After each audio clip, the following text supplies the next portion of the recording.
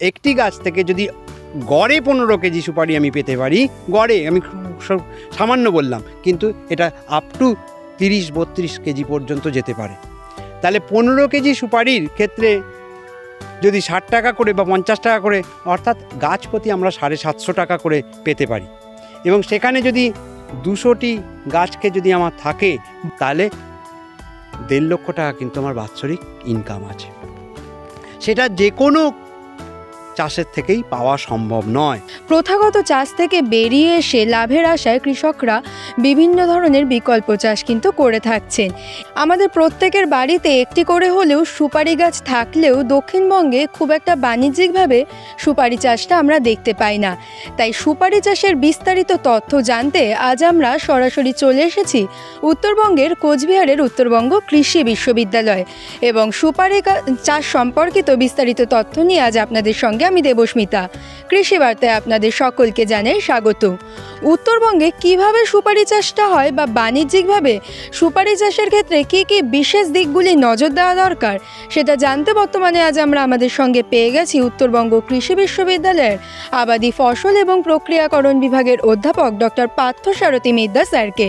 আমরা স্যারের মুখ থেকেই সুপারি চাষের বিস্তারিত তথ্য জেনে নেব। স্যার, যেটা জানতে চাইবো, আমরা তো উত্তরবঙ্গে বহুল পরিমাণে সুপারি চাষটা দেখতে পাই, তো উত্তরবঙ্গে এই সুপারি চাষের স্কোপটা কি রয়েছে বা বাণিজ্যিকভাবে করতে গেলে কি কি বিষয়ে গুরুত্ব দেওয়া দরকার? দেখো, সুপারি হচ্ছে উত্তরবঙ্গের একটি অর্থকারী ফসলের মধ্যে অন্যতম, এবং একেবারে খুব কম যে সমস্ত মানুষের জমি আছে, অর্থাৎ যারা শুধুমাত্র বসতবাড়িটি সম্বল, অথবা যে সমস্ত মানুষের অনেক জমি প্রতির জমি আছে, সেই জমি দুটো জমিকেই দুভাবে ব্যবহার করতে পারেন।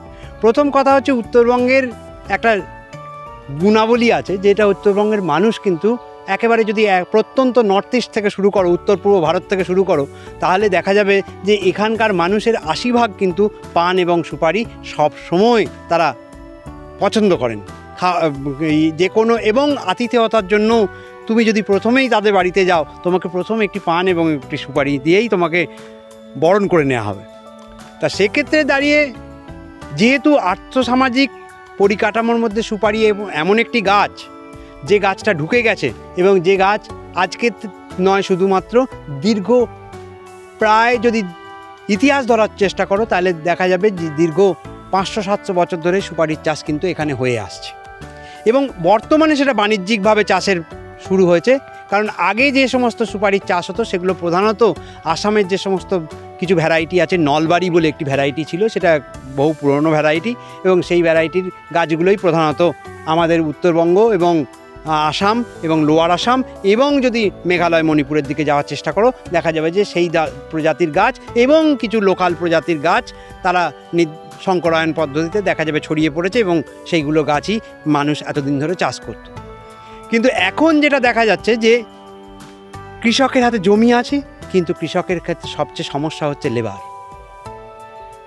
ম্যাক্সিমাম যেহেতু কৃষি লাভবান নয়, গতানুগতিক কৃষি লাভবান নয়, সেক্ষেত্রে মানুষ কিন্তু কৃষির থেকে মুখ ফেরাচ্ছে, এবং আজকালকার যে প্রজন্ম, সেই প্রজন্ম কিছুতেই মাটির সাথে যুদ্ধ করতে চাইছে না। তাহলে সেক্ষেত্রে দেখা যায় যদি সুপারিকে আমরা দক্ষিণ ভারতে যেভাবে সুপারির চাষ হয়, সেইভাবে যদি বাণিজ্যিকভাবে আমরা এখানে চাষ পদ্ধতি শুরু করতে পারি, তাহলে কিন্তু সুপারির যথেষ্ট সম্ভাবনা আছে।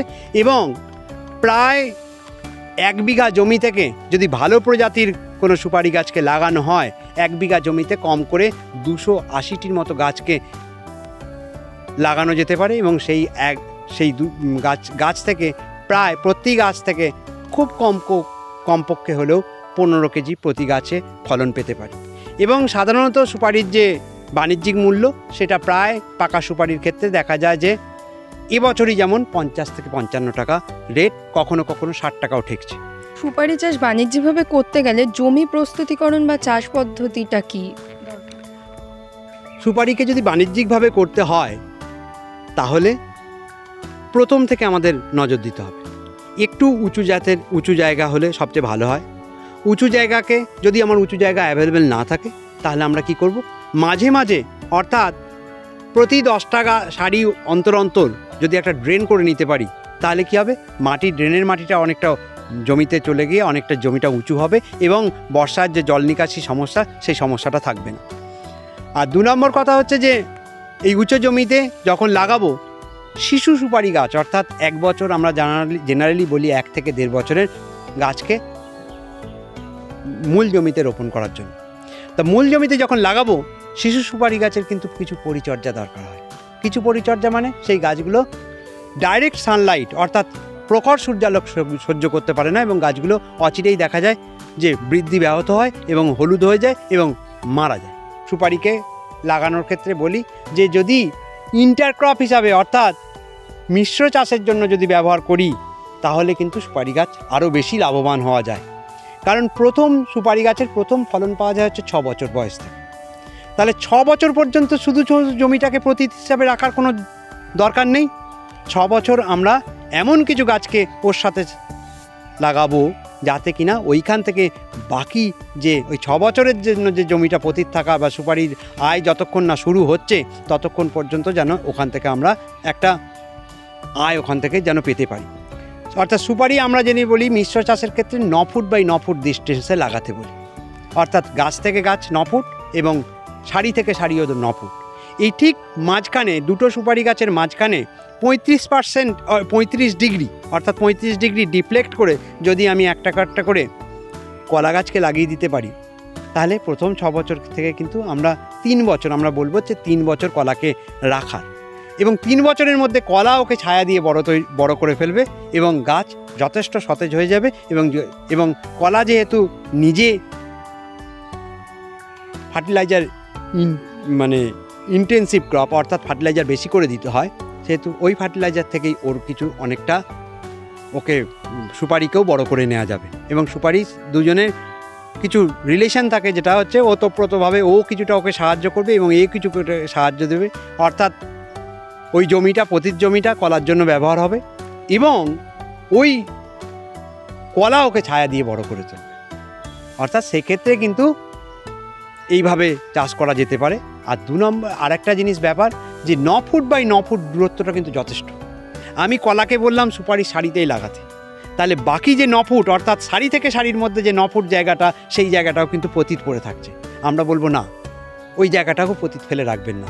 আদা হলুদ যেহেতু উঁচু জায়গা সেখানে আদা হলুদ যে অর্থাৎ যে সমস্ত ছায়া পছন্দ করে এই রকম গাছ সেই সমস্ত গাছকে ওখানেও বপন করা। অর্থাৎ জমি থেকে একটা সারা বছরে মোটামুটি খুব কম করে হলেও 1 লক্ষ টাকা যদি আমি ওখানে জমিতে ব্যয় করতে পারি আমার কিন্তু খুব কম করে হলে 2.5 থেকে 3 লক্ষ টাকার ইনকাম বাৎসরিক আছে। অর্থাৎ 2:1 বা 3:1 আমরা সেটা গাছ যে আমরা সিলেক্ট করছি সেই সিলেকশনের ওপর নির্ভর করে নির্বাচনের কি গাছকে আমরা লাগাবো ওই মিশ্র চাষের জন্য কি গাছকে সিলেক্ট করছি তার ওপর কিন্তু ওই আমার মুনাফার পরিমাণটা বাড়ে। সেটা 3:1 থেকে এমনকি 4:1 পর্যন্তও যেতে পারে। অর্থাৎ 1 টাকা যদি আমি ওখানে ইনভেস্ট করি 4 টাকা পর্যন্ত পেতে পারি। সুপারি চাষের ক্ষেত্রে কোন কোন জাতগুলি নির্বাচন করা উচিত? ভালো জাত কোনগুলি আছে সুপারির ক্ষেত্রে? আমাদের এখানে যে সমস্ত জাতগুলি চাষ হয় সেই চাষগুলির যে সমস্ত জাতগুলি হচ্ছে সেই জাতগুলির মধ্যে ম্যাক্সিমাম জাতই হচ্ছে দক্ষিণ ভারত থেকে সিলেকশন। অর্থাৎ আমাদের যে ভারতীয় সুপারি অনুসন্ধানের যে অর্থাৎ সুপারির উপর যে রিসার্চ হয় সেটা প্রধানত তার মেন সেন্টার হচ্ছে ভিট্টাল, সেটা কর্ণাটকে উপস্থিত।